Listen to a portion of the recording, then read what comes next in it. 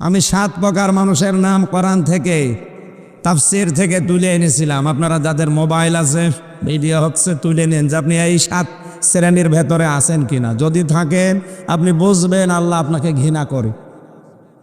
আমি বিস্তারিত তথ্যগুলো বাদ দিলাম সময় সংক্ষেপের কারণে। 1 নম্বরে, সীমা লঙ্ঘন যারা করে আল্লাহ তাদেরকে সবচাইতে বেশি অপছন্দ করে। আল্লাহর সীমা আছে না নেই? 190টা আছে আল্লাহর সীমা। আমাদের যেমন বাংলাদেশের চারিদিকে বর্ডার দেওয়া আছে, আল্লাহর এরকম বর্ডার তামাম পৃথিবীতে কয়টা? 190টা। আমরা এতগুলো পয়েন্ট আকারে বলতে গেলে অনেক সময় লাগবে। 2 নম্বরে, জালিম বা অত্যাচারী যারা, এদের প্রতি আল্লাহর সবচাইতে বেশি রাগ। ইত্তাকি দাওয়াতাল মাজলুম, আল্লাহ বলেন সাবধান, নবীজি বলেন সাবধান, মজলুমের বরদোয়াকে ভয় করবা। ফাইন্নাহা লাইসা বাইনাহু ওয়া বাইনাল্লাহি হিজাব, আল্লাহ এবং মজলুমের ভেতর আর কোনো পর্দা থাকে না, ও বললেই কবুল হয়ে যায়। এই জন্য আমরা আর চাই করি যেন মজলুমের বরদোয়ায় না পড়ি। 3 নম্বরে পেয়েছি আমি যারা অহংকারী, তাদেরকে আল্লাহ পছন্দ করে না। প্রত্যেকের পেছনে দলিল ছিল, লম্বা করে বলতে পারছি না। 4 নম্বরে যারা অপচয় করে এবং অপব্যয় করে। এই যে ইসরাফ এবং তাফসীর, এই 2টা শব্দের ব্যাখ্যা খুব সুন্দর সুন্দর কথা তাফসীরে আছে। ইসরাফ বলা হয় জায়েজ কোনো কাজ কিন্তু আপনি বেশি করে ফেলেন। 2 কেজি আম হলে আপনার পরিবার চলে, মানে সে অহংকার করতে গিয়ে শেষ পর্যন্ত 20 কেজি আম নিয়ে এসে পচায়, নষ্ট করে। এটার নাম আরবিতে ইসরাফ বলে। আর তাফসীর বলা হয় অবৈধ কোনো কাজে নিজের অর্থ খরচ করা। মদ খাওয়া কি বলেন বলেন? এ মদ খেতে গিয়ে যদি আপনি টাকা ব্যয় করেন, এটা শুধু অপচয় না, এটা তাফসীর, এটা আরো বড় গুনাহ। এরপরে বেশি 5 নম্বরে যারা আমানতের খেয়ানত করে, যেটা বাংলাদেশে এখন সবচাইতে বেশি হচ্ছে। যেই লোক যেই চেয়ারে বসার যোগ্যতা রাখে না, তাকে ওই চেয়ারে বসলে খেয়ানত হয়। আর এটা সবচাইতে বেশি বাংলাদেশে হচ্ছে। এটা যারা এই কাজ করছেন, যার যোগ্যতা নেই যে চেয়ারে বসা, জোর করে হোক আর যেভাবেই হোক বসে আছেন, আল্লাহ আপনাকে সবচাইতে বেশি ঘৃণা করে। 7 নম্বরে সেই মানুষগুলোকে আল্লাহ ঘৃণা করে। 6 নম্বরে ফাসাদ সৃষ্টি করে, যারা বিশৃঙ্খলা তৈরি করে। এটা তো সুন্দরভাবেই হচ্ছিল। 1-1.5 ঘন্টা কথা বললে কি এমন হয়ে যেত আপনার? এই চুপ করেন। বিএনপির মতো, জামাতের মতো এত বড় দল বাংলাদেশে এই 16-17 বছরে কিছুই করতে পারেনি প্রধানমন্ত্রীর। আর আমি 1-1.5 ঘন্টা কথা বলে সরকার উল্টিয়ে যাবে। এ কোন দিকে আছে, কোন তালে আছে, আর কি বসে এরা আল্লাহ জান। এত ভয় করে কেন আপনার? আমি তো হেদায়েতমূলক কথা বলছিলাম। 7 নম্বরে যারা মন্দ কথা বলে, মন্দ কথা প্রকাশ করে, এই 7 শ্রেণীর মানুষ, তাদেরকে আল্লাহ খুবই অপছন্দ করে। শুধু অপছন্দ না, আল্লাহর দৃষ্টিতে এরা ঘৃণিত, এরা নিকৃষ্ট। আল্লাহ এদেরকে পছন্দ করেন না, ভালোবাসেন না। এই 7 প্রকার মানুষ কারা? আমরা কোরআনে কারিমের আয়াত থেকে তাফসীরুল কোরআন মাহফিল লিখেছেন। হক আদায় করে যতটুকু পারা যায় আমরা চেষ্টা চালাবো ইনশাআল্লাহ। কথা বন্ধ করেন, কথা বন্ধ করেন। কোরআনের আলোচনা আরম্ভ হলে কথা বলা, এটা কিন্তু মারাত্মক গুনাহ হবে। আপনি জানেন যে কথা এখন না বললেই হচ্ছে না, ইশারা দেবেন, কথা বলবেন না।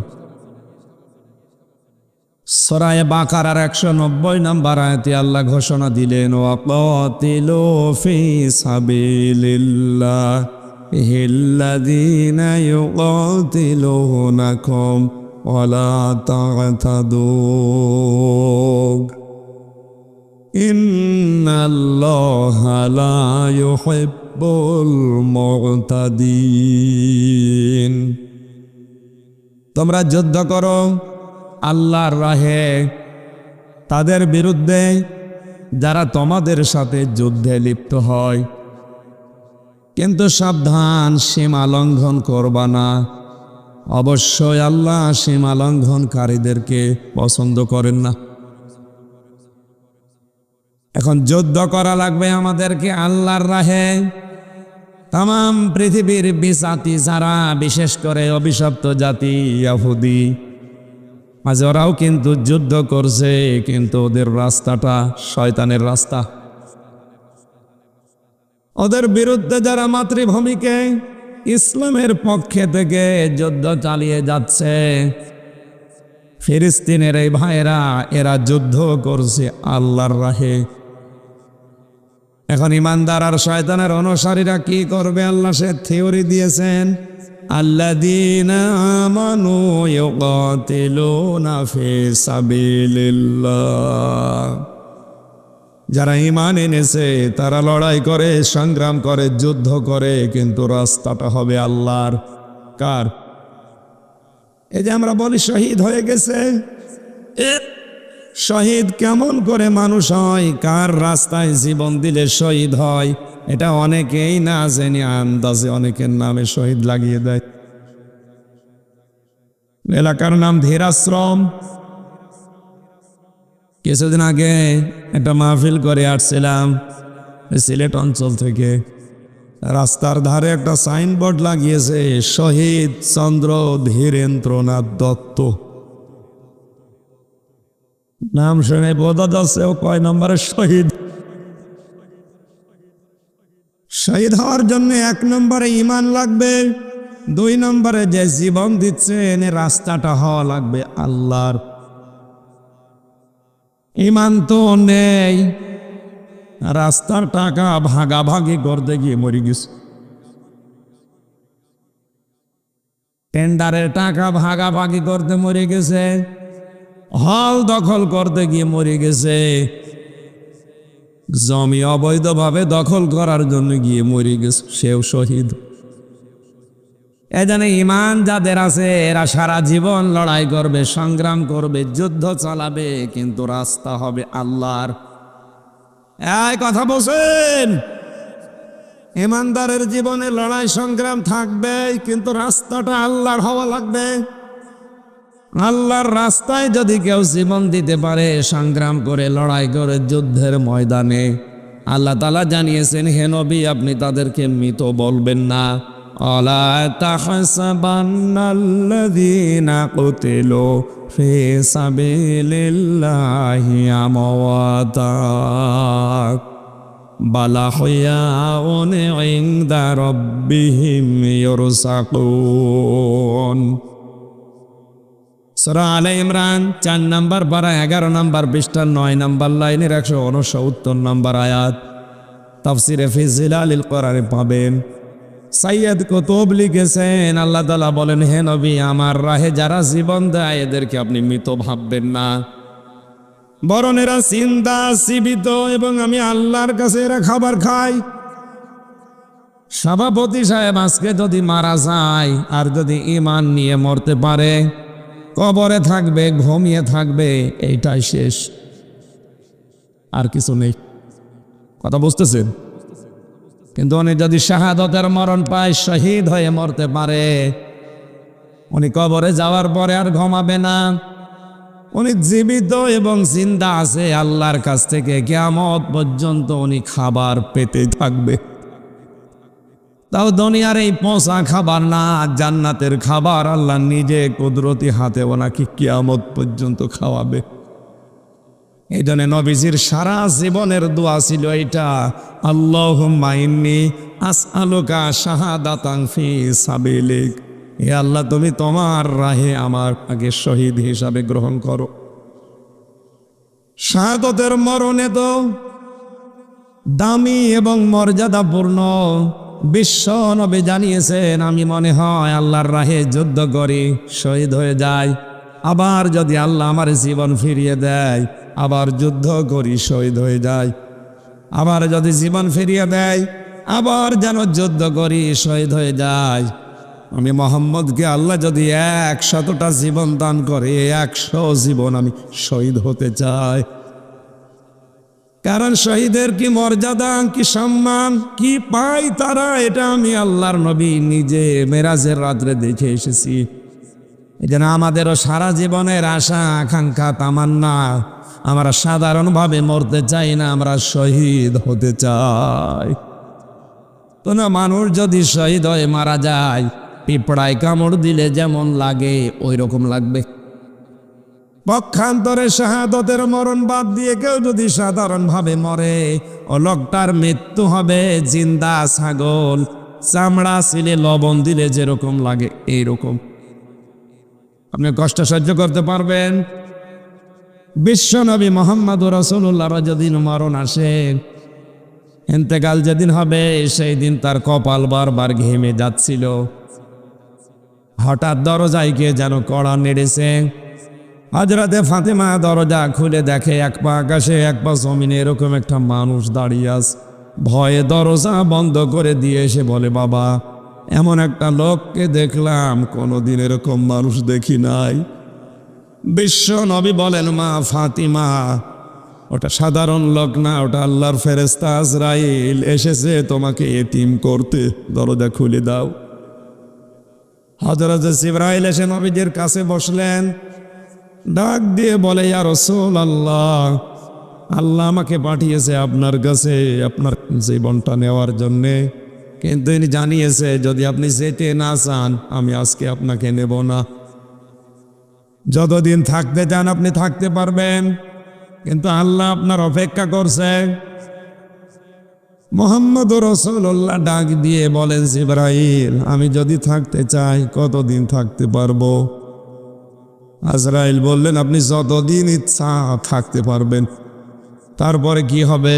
তারপর আপনাকে মরা লাগবে, কারণ মরণ থেকে পৃথিবীতে কেউ রেহাই পায়নি, কিয়ামত পর্যন্ত কেউ রেহাই পাবেও না। নবীজি বলেন, মরা যখন লাগবে আমি আর এই নশ্বর দুনিয়ায় থাকতে চাই না। আমার মালিক, আমার বন্ধু মহান রব্বুল আলামিন যখন অপেক্ষা করছে, তুমি আমারে নিয়ে চলো। হযরতে আজরাইল বলে, হুজুর আপনি রেডি হন। শুধু হাতটা বুকের ওপরে রেখেছিলেন। নবীজি বললেন, কি রাখলে? বলে, হাত রেখেছি। তুলে ফেলো। কেন? তুমি মনে হচ্ছে আমার বুকের উপরে উহুদ পাহাড় রেখে দিয়েছো। গাজীপুরবাসী মগজ খাটান, বুদ্ধি খাটান। আল্লাহর পরে যার স্থান এই পৃথিবীতে পাথর তাকে সালাম দিয়েছে। নবীজি বলেন, আমি ওই পাথরগুলো এখনো চিনতে পারি। রাস্তা দিয়ে হেঁটে যাওয়ার সময় যারা আমাকে সালাম দিত, তিনি হা বললে হালাল হয়ে যেত, না বললে হারাম হয়ে যেত। আকাশের দিকে শুধু আঙ্গুলে ভাবে ইশারা করেছিলেন, চাঁদ পর্যন্ত 2 টুকরা হয়ে গেছে। পা জমিন থেকে তুলেছিলেন, পা পর্যন্ত আকাশে আরশে পৌঁছিয়ে গেছে। আরশ মহল্লায় কেউ জুতা পায়ে দূরের কথা, এমনিতেই ঢুকতে সাহস পায় না। অথচ বিশ্ব নবী জুতা খোলার জন্য প্রস্তুতি নিচ্ছিলেন। আল্লাহ বলেন, জুতা খোলা লাগবে না, চলে আসেন। আপনার জুতার ধুলায় আমার আরশ ধন্য হয়ে যাবে। আমি শুধু সুবহানাল্লাহ বলে শেষ করে দিলেন। আপনি ভাবেন তো কত বড় মর্যাদা তার।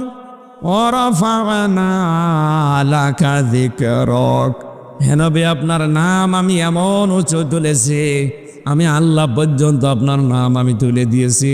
যেখানে আমি সেখানে আপনাকে আমি তুলে এনেছি। একটা সেকেন্ডটা দুনিয়ায় বাদ থাকে না আল্লাহ এবং মুহাম্মদের নাম উচ্চারণ হতে। বাংলাদেশের এক প্রান্ত থেকে আর এক প্রান্ত 1150 কিলোমিটার। আপনি টেকনাফের ওই জায়গা থেকে যদি আজান শুরু করেন, কক্সবাজারে আসার পরে দেখবেন আজান চলছে। চট্টগ্রামে আসবেন, দেখবেন আজান চলছে।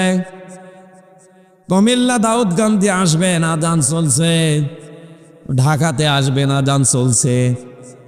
ঢাকা থেকে গাজীপুর পার হবেন, আজান চলছে। এখান থেকে সিরাজগঞ্জ দিয়ে রংপুর দিয়ে পঞ্চগড় পর্যন্ত যাবেন, দেখবেন আজান চলতে আছে। তার মানে একটা সেকেন্ড তো তামাম দুনিয়া ঘুরলে দেখা যায় আল্লাহর নামও বন্ধ নেই, রাসূলের নামও বন্ধ নেই। এবার আপনি ভাবেন কোথায় তার মর্যাদা। সে লোক তার জান কবজ করতে গিয়ে আজরাইলকে বলেছে, আপনি হাত নামান। কি রাখলেন? মনে হচ্ছে পাহাড় রেখেছেন। ফেরেশতা বলেছিল, হে রাসূল আমি জানি আপনার মর্যাদা কি, এজন্য শুধু আমি হাতটা রেখেছি আপনার বুকে। আল্লাহর নবী বলেন, আজরাইল, এটাই যদি তোমার হাত রাখা হয় তাহলে তোমার যন্ত্রণাদায়ক মৃত্যু কোনটা? তুমি যত কষ্ট পারো আমার বুকের ওপরে দিয়ে দাও, আমার এতিম উম্মতদের জান কবজের সময় কিছু করবা না। ফেরেশতা ওই সময় কথা দিয়েছে, হে নবী, আপনার উম্মতেরা 5 ওয়াক্ত ফরজ নামাজ আদায় করে যদি আয়াতুল কুরসি পড়ে ওই 10টা আমল করতে পারে, ওর ভেতরে যে 10টা ক্ষমতার কথা আছে আল্লাহর, মহান আল্লাহর কসম দিয়ে আমি বলছি, ওই লোকটাকে আমি আল্লাহ আসানে জান কবজ করব। আমরা এ পর্যন্ত শুনে সুবহানাল্লাহ পড়তে রাজি আছি যে আয়াতুল কুরসি পড়লেই মরণের আযাব আর হয় না। মায়ের স্তনে বুক লাগিয়ে মানুষ যেভাবে ঘুমিয়ে যায় ওইভাবে ঘুমানোর কথা আছে হাদিসে। হাজারো ব্যথা বেদনার পরে ফিরে আসনি তুমি আপন ঘরে, দিনের আলো তুমি ছড়িয়ে দিতে, চলে গেলে মদিনায় মক্কা ছেড়ে, হে রাসূল তোমাকে ভুলি আমি কেমন করে। খেয়ে না খেয়ে দিন প্রচারের কাজে নিজেকে দিয়ে বিলিয়ে, তায়েফের কাফেরেরা চিনল না এ আলো, দুষ্টু ছেলেদের পিছু দিল লেলিয়ে, পাথরের আঘাতে ক্ষত বিক্ষত হয়ে সারা শরীর থেকে রক্ত ঝরে, হে রাসূল তোমাকে ভুলি আমি কেমন করে।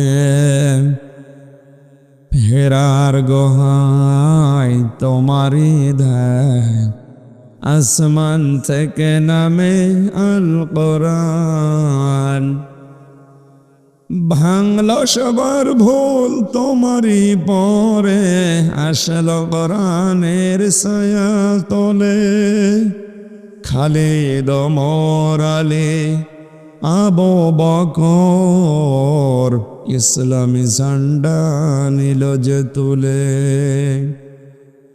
আল আমিন তুমি ছিলে চিরদিন সকল মানুষের তরে, হে রাসূল তোমাকে ভুলি আমি কেমন করে। আলহামদুলিল্লাহ। বাংলাদেশের ঐতিহ্যবাহী জেলা গাজীপুর, ছেলেরাই চুপ করো। ধীরাশ্রম নবজাগরণ ফাউন্ডেশনের উদ্যোগে মরহুমদের রুহের মাগফিরাত কামনার্থে 9তম বাৎসরিক তাফসিরুল কোরআন মাহফিলের স্বনামধন্য সভাপতি, মাহফিলের প্রধান অতিথি জনাব আলহাজ মোহাম্মদ জাহিদ হাসান রাসেল এমপি, বিশেষ অতিথি হিসাবে অনেকের নাম এখানে আমরা দেখতে পাচ্ছি। আমাদের সময় স্বল্পতার কারণে আমরা একবারে দোয়া করলাম, রফানা লাকা যিকরক। আল্লাহ এদের সম্মান মর্যাদা শুধু দুনিয়া না উভয় জগতে যেন আরো বাড়িয়ে দেন কোরআনের ইজ্জতে, বলেন আমিন।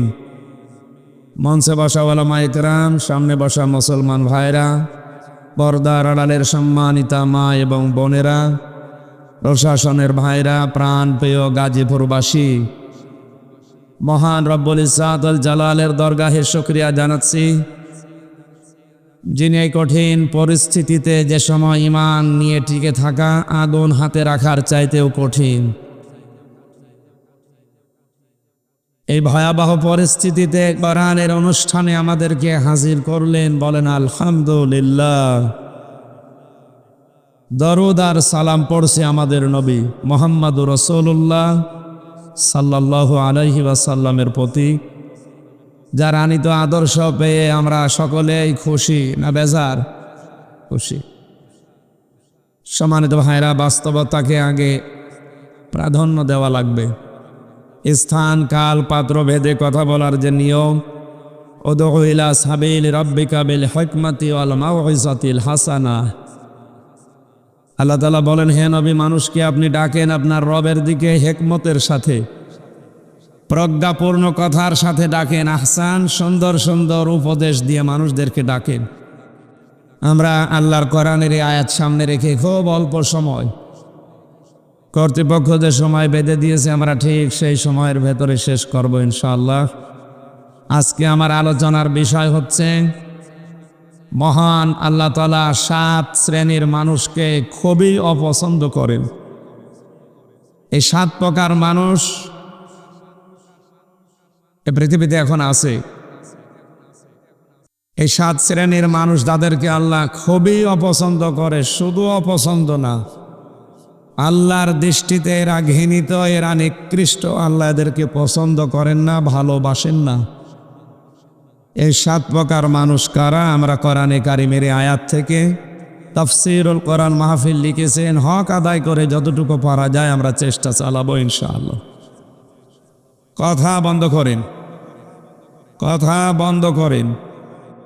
কোরআনের আলোচনা আরম্ভ হলে কথা বলা, এটা কিন্তু মারাত্মক গুনাহ হবে। আপনি জানেন যে কথা এখন না বললেই হচ্ছে না, ইশারা দেবেন, কথা বলবেন না। সূরা বাকারার 190 নম্বর আয়াতে আল্লাহ ঘোষণা দিলেন, ওয়াকাতিলু ফি সাবিলিল্লাহিল্লাযীনা ইউকাতিলুনাকুম ওয়ালা তা'তাদু ইন্নাল্লাহা লা ইউহিব্বুল মু'তাদিন। তোমরা যুদ্ধ করো আল্লাহর রাহে তাদের বিরুদ্ধে যারা তোমাদের সাথে যুদ্ধে লিপ্ত হয়, কিন্তু সাবধান, সীমা লঙ্ঘন করবা না। অবশ্যই আল্লাহ সীমা লঙ্ঘনকারীদেরকে পছন্দ করেন না। এখন যুদ্ধ করা লাগবে আমাদেরকে আল্লাহর রাহে। তাম পৃথিবীর বিজাতি যারা, বিশেষ করে অভিশপ্ত জাতি ইহুদি, আজ ওরাও কিন্তু যুদ্ধ করছে, কিন্তু ওদের রাস্তাটা শয়তানের রাস্তা। ওদের বিরুদ্ধে যারা মাতৃভূমিকে ইসলামের পক্ষে থেকে যুদ্ধ চালিয়ে যাচ্ছে, ফিলিস্তিনের এই ভাইরা, এরা যুদ্ধ করছে আল্লাহর রাহে। এখন ইমানদার আর শয়তানের অনুসারীরা কি করবে? আল্লাহ সে থিওরি দিয়েছেন, আল্লাযীনা আমানু ইউকাতিলুনা ফি সাবিলিল্লাহ। যারা ঈমান এনেছে তারা লড়াই করে, সংগ্রাম করে, যুদ্ধ করে, কিন্তু রাস্তাটা হবে আল্লাহর। কার? এই যে আমরা বলি শহীদ হয়ে গেছে, শহীদ কেমন করে মানুষ হয়? কার রাস্তায় জীবন দিলে শহীদ হয়? এটা অনেকেই না জেনে আন্দাজে অনেকের নামে শহীদ লাগিয়ে দেয়। এলাকার নাম ধীরাশ্রম।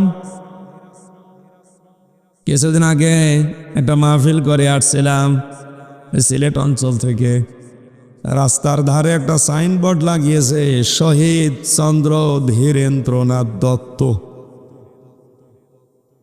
নাম শুনে বোঝা যাচ্ছে ও কয় নম্বরের শহীদ। শহীদ হওয়ার জন্য 1 নম্বরে ঈমান লাগবে, 2 নম্বরে যে জীবন দিচ্ছেন রাস্তাটা হওয়া লাগবে আল্লাহর। ঈমান তো নেই, রাস্তার টাকা ভাগাভাগি করতে গিয়ে মরে গেছে, টেন্ডারের টাকা ভাগাভাগি করতে মরে গেছে, হল দখল করতে গিয়ে মরে গেছে, জমি অবৈধভাবে দখল করার জন্য গিয়ে মরে গেছে, সেও শহীদ। এজন্য ঈমান যাদের আছে এরা সারা জীবন লড়াই করবে, সংগ্রাম করবে, যুদ্ধ চালাবে, কিন্তু রাস্তা হবে আল্লাহর। এই কথা বলছেন, ঈমানদারের জীবনে লড়াই সংগ্রাম থাকবে, কিন্তু রাস্তাটা আল্লাহর হওয়া লাগবে। আল্লাহর রাস্তায় যদি কেউ জীবন দিতে পারে, সংগ্রাম করে, লড়াই করে, যুদ্ধের ময়দানে, আল্লাহ তাআলা জানিয়েছেন, হে নবী, আপনি তাদেরকে মৃত বলবেন না, আলা তাহসাবান্নাল্লাযীনা কুতিলু ফি সাবিলিল্লাহি আমওয়াতা বাল আহইয়াউন ইনদা রাব্বিহিম ইউরযাকুন। সূরা আলে ইমরান 4 নম্বর পারা 11 নম্বর পৃষ্ঠা 9 নম্বর লাইনের 169 নম্বর আয়াত। তাফসিরে ফি জিলালিল কোরআনে পাবেন। সাইয়্যিদ কুতুব লিখেছেন, আল্লাহ তাআলা বলেন, হে নবী, আমার রাহে যারা জীবন দেয় এদেরকে আপনি মৃত ভাববেন না, বরং এরা জিন্দা জীবিত, এবং আমি আল্লাহর কাছে এরা খাবার খায়। সভাপতি সাহেব আজকে যদি মারা যায় আর যদি ঈমান নিয়ে মরতে পারে, কবরে থাকবে, ঘুমিয়ে থাকবে, এইটাই শেষ, আর কিছু নেই। কথা বুঝতেছেন? কিন্তু উনি যদি শাহাদতের মরণ পায়, শহীদ হয়ে মরতে পারে, উনি কবরে যাওয়ার পরে আর ঘুমাবে না, উনি জীবিত এবং জিন্দা আছে আল্লাহর কাছ থেকে কিয়ামত পর্যন্ত উনি খাবার পেতে থাকবে। তাও দুনিয়ার এই পচা খাবার না, জান্নাতের খাবার আল্লাহ নিজে কুদরতি হাতে ওনাকে কিয়ামত পর্যন্ত খাওয়াবে। এই জন্য নবীজির সারা জীবনের দোয়া ছিল এটা, আল্লাহুম্মা ইন্নী আসআলুকা শাহাদাতান ফি সাবিলিক, হে আল্লাহ, তুমি তোমার রাহে আমার আগে শহীদ হিসাবে গ্রহণ করো। শাহাদতের মরণে তো দামি এবং মর্যাদাপূর্ণ। বিশ্ব নবী জানিয়েছেন, আমি মনে হয় আল্লাহর রাহে যুদ্ধ করি, শহীদ হয়ে যায়, আবার যদি আল্লাহ আমার জীবন ফিরিয়ে দেয়, আবার যুদ্ধ করি, শহীদ হয়ে যায়, আবার যদি জীবন ফিরিয়ে দেয়, আবার যেন যুদ্ধ করি, শহীদ হয়ে যায়। আমি মোহাম্মদকে আল্লাহ যদি 100টা জীবন দান করে, 100 জীবন আমি শহীদ হতে চাই। কারণ শহীদের কি মর্যাদা, কি সম্মান, কি পায় তারা, এটা আমি আল্লাহর নবী নিজে মেরাজের রাত্রে দেখে এসেছি। এই জন্য আমাদেরও সারা জীবনের আশা, আকাঙ্ক্ষা, তামান্না, আমরা সাধারণভাবে মরতে চাই না, আমরা শহীদ হতে চাই। তো না, মানুষ যদি শহীদ হয়ে মারা যায়, পিঁপড়ায় কামড় দিলে যেমন লাগে ওই রকম লাগবে। পক্ষান্তরে শাহাদতের মরণ বাদ দিয়ে কেউ যদি সাধারণভাবে মরে, ও লোকটার মৃত্যু হবে জিন্দা ছাগল চামড়া ছিলে লবণ দিলে যেরকম লাগে এইরকম। আপনি কষ্ট সহ্য করতে পারবেন? বিশ্বনবী মুহাম্মদুর রাসূলুল্লাহর যেদিন মরণ আসে, ইন্তেকাল যেদিন হবে, সেই দিন তার কপাল বারবার ঘেমে যাচ্ছিল। হঠাৎ দরজায় কে যেন কড়া নেড়েছে। হযরতে ফাতেমা দরজা খুলে দেখে, এক পা আকাশে এক পা জমিনে এরকম একটা মানুষ দাঁড়িয়ে আছে। ভয়ে দরজা বন্ধ করে দিয়ে এসে বলে, বাবা, এমন একটা লোককে দেখলাম, কোনোদিন এরকম মানুষ দেখি নাই। বিশ্ব নবী বলেন, মা ফাতিমা, ওটা সাধারণ লোক না, ওটা আল্লাহর ফেরেশতা আজরাইল এসেছে তোমাকে এতিম করতে, দরজা খুলে দাও। হযরত জিবরাইল এসে নবীজির কাছে বসলেন, ডাক দিয়ে বলে, ইয়া রাসূলুল্লাহ, আল্লাহ আমাকে পাঠিয়েছে আপনার কাছে আপনার জীবনটা নেওয়ার জন্যে, কিন্তু ইনি জানিয়েছে যদি আপনি যেতে না চান, আমি আজকে আপনাকে নেব না। যতদিন থাকতে চান আপনি থাকতে পারবেন, কিন্তু আল্লাহ আপনার অপেক্ষা করছে। মুহাম্মদুর রাসূলুল্লাহ ডাক দিয়ে বলেন, জিবরাইল, আমি যদি থাকতে চাই কতদিন থাকতে পারবো? আজরাইল বললেন, আপনি যতদিন ইচ্ছা থাকতে পারবেন। তারপরে কি হবে?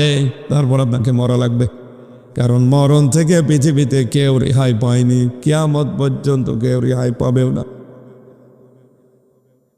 নবীজি বলেন, মরা যখন লাগবে, আমি আর এই নশ্বর দুনিয়ায় থাকতে চাই না। আমার মালিক, আমার বন্ধু মহান রব্বুল আলামিন যখন অপেক্ষা করছে, তুমি আমারে নিয়ে চলো। হযরতে আজরাইল বলে, হুজুর আপনি রেডি হন। শুধু হাতটা বুকের ওপরে রেখেছিলেন। নবীজি বললেন, কি রাখলে? বলে, হাত রেখেছি। তুলে ফেলো। কেন? তুমি মনে হচ্ছে আমার বুকের উপরে উহুদ পাহাড় রেখে দিয়েছো। গাজীপুরবাসী মগজ খাটান, বুদ্ধি খাটান। আল্লাহর পরে যার স্থান, এই পৃথিবীতে পাথর তাকে সালাম দিয়েছে। নবীজি বলেন আমি ওই পাথরগুলো এখনো চিনতে পারি, রাস্তা দিয়ে হেঁটে যাওয়ার সময় যারা আমাকে সালাম দিত। তিনি হ্যাঁ বললে হালাল হয়ে যেত, না বললে হারাম হয়ে যেত। আকাশের দিকে শুধু আঙ্গুলে ভাবে ইশারা করেছিলেন, চাঁদ পর্যন্ত 2 টুকরা হয়ে গেছে। পা জমিন থেকে তুলেছিলেন, পা পর্যন্ত আকাশে আরশে পৌঁছিয়ে গেছে। আরশ মহল্লায় কেউ জুতা পায়ে দূরের কথা, এমনিতেই ঢুকতে সাহস পায় না। অথচ বিশ্ব নবী জুতা খোলার জন্য প্রস্তুতি নিচ্ছিলেন।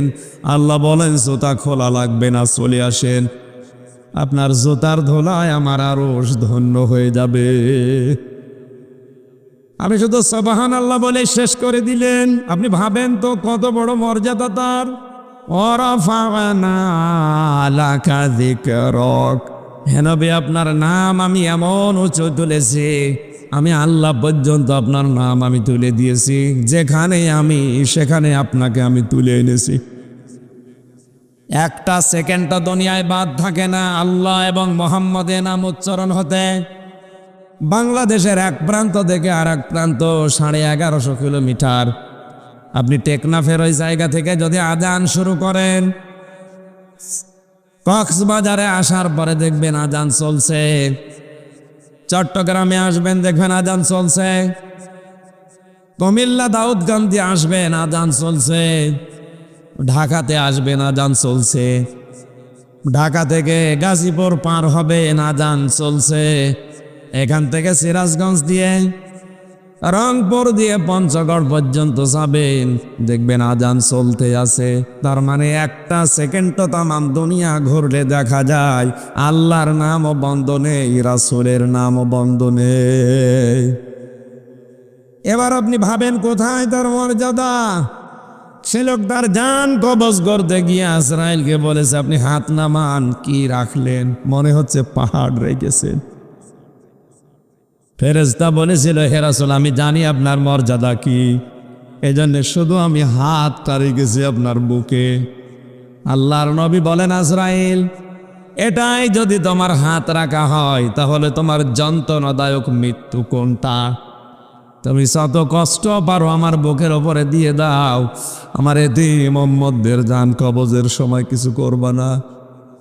ফেরেশতা ওই সময় কথা দিয়েছে হে নবী আপনার উম্মতেরা 5 ওয়াক্ত ফরজ নামাজ আদায় করে যদি আয়াতুল কুরসি পড়ে ওই 10টা আমল করতে পারে, ওর ভেতরে যে 10টা ক্ষমতার কথা আছে আল্লাহর, মহান আল্লাহর কসম দিয়ে আমি বলছি ওই লোকটাকে আমি আল্লাহ আসানে জান কবজ করব।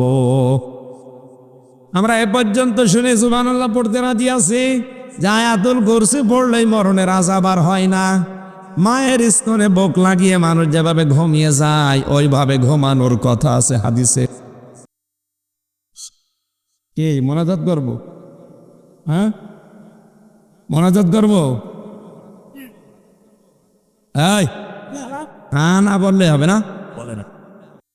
আমি 7 প্রকার মানুষের নাম কোরআন থেকে তাফসীর থেকে তুলে এনেছিলাম। আপনারা যাদের মোবাইল আছে ভিডিও হচ্ছে তুলে নেন যে আপনি এই 7 শ্রেণীর ভেতরে আছেন কিনা। যদি থাকেন আপনি বুঝবেন আল্লাহ আপনাকে ঘৃণা করে।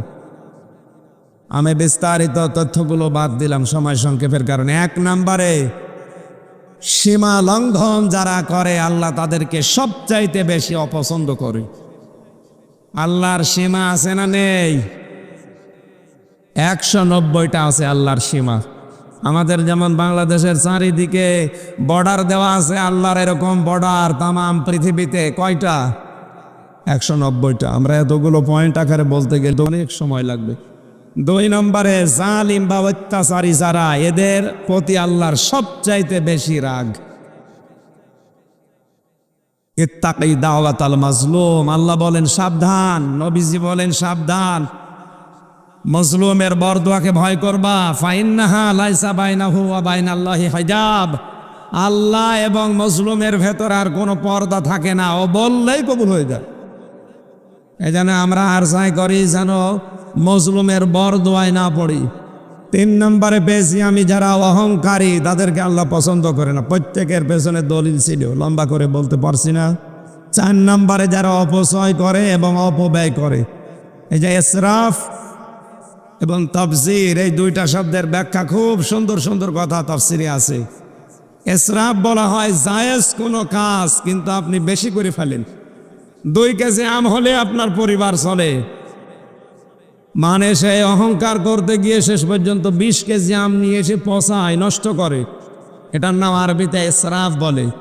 আর তাফসীর বলা হয় অবৈধ কোনো কাজে নিজের অর্থ খরচ করা। মদ খাওয়া কি বলেন বলেন? এ মদ খেতে গিয়ে যদি আপনি টাকা ব্যয় করেন, এটা শুধু অপচয় না, এটা তাফসীর, এটা আরো বড় গুনাহ। এরপরে বেশি 5 নম্বরে যারা আমানতের খেয়ানত করে, যেটা বাংলাদেশে এখন সবচাইতে বেশি হচ্ছে। যেই লোক যেই চেয়ারে বসার যোগ্যতা রাখে না, তাকে ওই চেয়ারে বসলে খেয়ানত হয়। আর এটা সবচাইতে বেশি বাংলাদেশে হচ্ছে। এটা যারা এই কাজ করছেন, যার যোগ্যতা নেই যে চেয়ারে বসা, জোর করে হোক আর যেভাবেই হোক বসে আছেন, আল্লাহ আপনাকে সবচাইতে বেশি ঘৃণা করে। 7 নম্বরে সেই মানুষগুলোকে আল্লাহ ঘৃণা করে। 6 নম্বরে ফাসাদ সৃষ্টি করে, যারা বিশৃঙ্খলা তৈরি করে। এটা তো সুন্দরভাবেই হচ্ছিল। 1-1.5 ঘন্টা কথা বললে কি এমন হয়ে যেত আপনার? এই চুপ করেন। বিএনপির মতো, জামাতের মতো এত বড় দল বাংলাদেশে এই 16-17 বছরে কিছুই করতে পারেনি প্রধানমন্ত্রীর। আর আমি 1-1.5 ঘন্টা কথা বলে সরকার উল্টিয়ে যাবে। এ কোন দিকে আছে, কোন তালে আছে, আর কি বসে এরা আল্লাহ জান। এত ভয় করে কেন আপনার? আমি তো হেদায়েতমূলক কথা বলছিলাম। 7 নম্বরে যারা মন্দ কথা বলে, মন্দ কথা প্রকাশ করে। এই আয়াতগুলোর তাফসীরে এত সুন্দর সুন্দর পয়েন্ট ছিল। আমরা প্রশাসন ওনারা বলছে মোনাজাত করতে, আমরা আজকের মতো শেষ করছি। সময় সুযোগ আসবে ইনশাল্লাহ কথা বলবো। আল্লাহুম্মা আমিন। হাই চুপ করেন। বাস্তবতা বলছে না আন্দাজে। 3 বছর আমি কাটিয়ে আসলাম না ভেতরে, আপনি আবার দেবেন ভেতরে? আমার লিখিত 2টা বই আছে, ওই যে সাদা গাড়ি এখানে, এই যে এটা না, এই গাড়ির ভেতরে 2টা লিখিত বই আছে, একটা পুরুষের জন্য, একটা মহিলাদের জন্য। এটা নিয়ে যান, কাজে লাগবে। আল্লাহুম্মা আমিন।